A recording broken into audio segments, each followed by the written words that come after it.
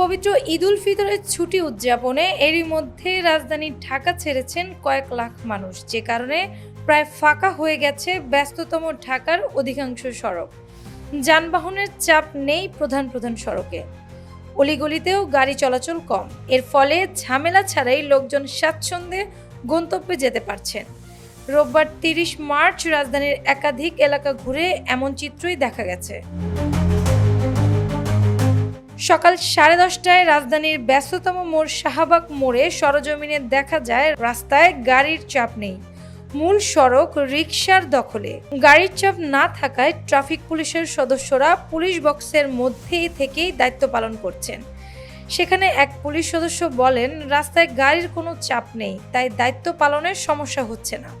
তবে দুপুরের পর চাপ বাড়তে পারে, তখন হয়তো রাস্তায় দাঁড়িয়েই ডিউটি করতে হতে পারে।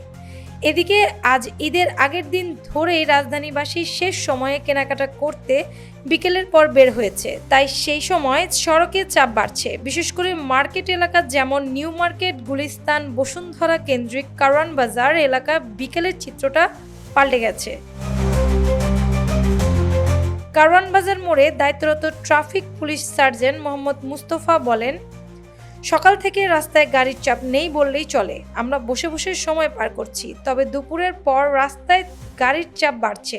এদিকে শনিবার বেশিরভাগ বেসরকারি প্রতিষ্ঠান ও গার্মেন্টস কারখানা ছুটি ঘোষণা করা হয়েছে।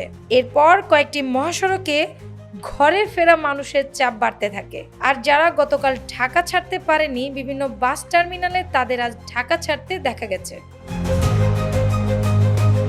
এর আগে বৃহস্পতিবার ছিল সরকারি অফিসের শেষ কর্মদিবস।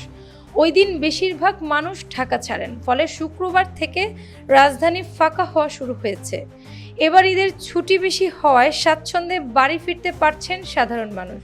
অন্যদিকে 28 মার্চ শুক্রবার ও 29 মার্চ শনিবার সাপ্তাহিক দুদিনের ছুটি শেষে রোববার থেকে আনুষ্ঠানিকভাবে শুরু হয়েছে ঈদের ছুটি। ঈদের ছুটি শেষে সরকারি অফিস খুলবে আগামী 6 এপ্রিল রোববার।